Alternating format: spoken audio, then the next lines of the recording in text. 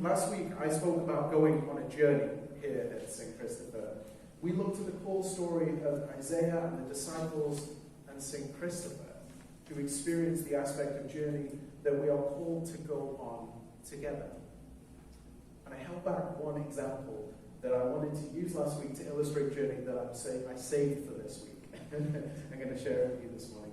So has anyone heard of the Gospel of Luke being called the Gospel of the Journey? Here we go. There we go. We're going to learn something today. This year we primarily read Luke's Gospel account of the life of Jesus. We're going to pay attention to this theme of journey. You see, the reason that Luke's Gospel is called the Gospel of the Journey is through the storytelling, the places where Jesus goes and how he teaches.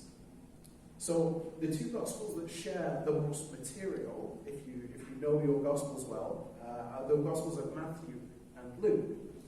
The Gospel of John's a little bit different. The Gospel of Mark probably came first. But the material, the two Gospels that share the most are Matthew and Luke. But they tell the story in slightly different ways. So when you look at how the stories are told, in Matthew, Jesus teaches using parables and teachings. They're in long passages that all happen together and probably seemingly taught as the story tells in several examples. But in Luke, Jesus tells parables and teaches those around him when he encounters people on the road. So it is actually quite visually different in terms of how you imagine Jesus teaching. So Luke is the Gospel of Journey because the narrative of Jesus' ministry moves towards Jerusalem with the disciples side by side. He teaches on boats, outside city walls, in homes, and after the resurrection, on the road to Emmaus. This year, as we follow the stories of Jesus told by Luke, I want you to notice and pay attention to the setting of each scene. And this morning's Gospel reading is a great example of that and the difference between Matthew and Luke. So the teaching that Jesus gives in this passage is known as the Beatitudes. Have people heard that word before? Beatitudes? That's this passage. So in Matthew's Gospel, this forms the backbone of a long series of teachings that appear as one long passage, which we call the Sermon on the Mount, if we've heard of that one. There are stretches of teachings that appear like this in Matthew, where Jesus stands on the side of a mountain and teaches the crowd gathered around him. Now, this teaching style is very familiar in the way that we set up our teaching spaces, like in a classroom where the teacher faces the front and the pupils face forward. I'm very aware that it looks like it now with me standing here and the congregation facing me. We're familiar with this format, right, of a teaching style. And if you think about the location and before technology, for the most amount of people to hear Jesus' voice on the side of a mountain with his voice carried down would have been a very effective way of this happening. So we can picture this in our head. And also Matthew constantly refers to Jesus as rabbi. And the disciples say rabbi, which means teacher.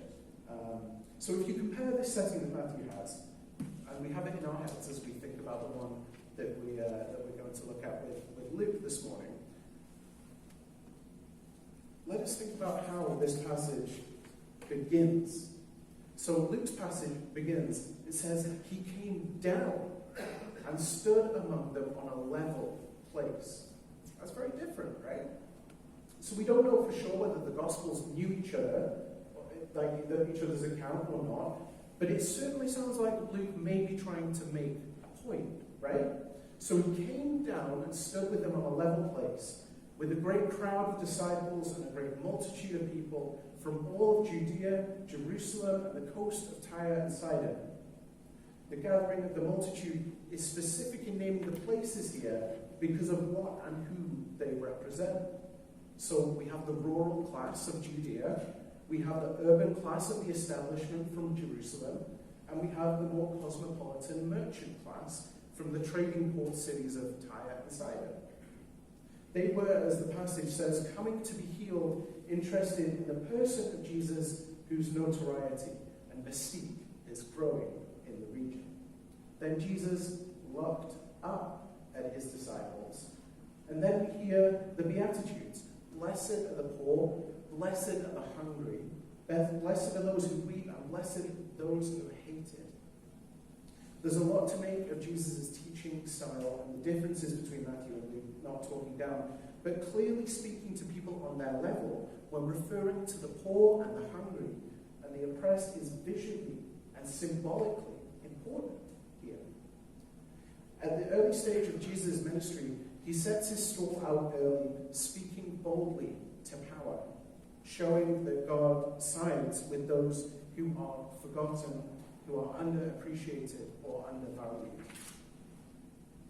It is in this teaching we experience a God who created us not to succeed simply by our own merit, but to experience decency, dignity, fairness, and equality.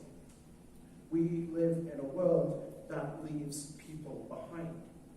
We, through our collective system, generation after generation, fail the call that Jesus has to focus our efforts to value all and give equal opportunity and equal treatment to everyone.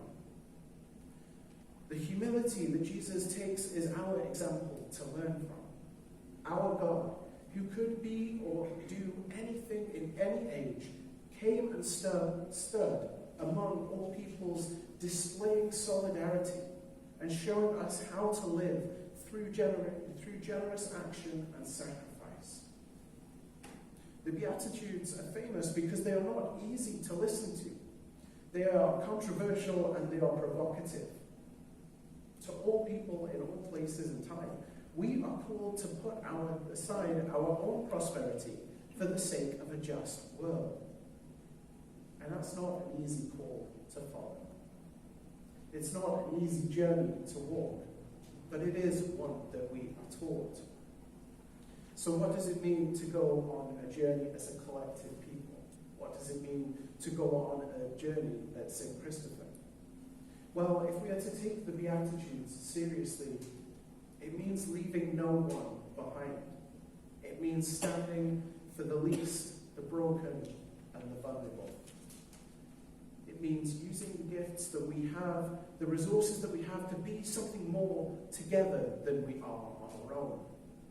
It means coming together in solidarity for those who don't have the same opportunities, the support or family to go through the joys and struggles in life. This family of St. Christopher have been on and are journeying together. Preparing for vestry, looking to the year ahead, we can look at inspiration and the teachings that are given to us from Jesus through the lens of storytelling in Luke's Gospel. Compassion and empathy in our voices, generosity and solidarity in our actions, peace and joy in our hearts.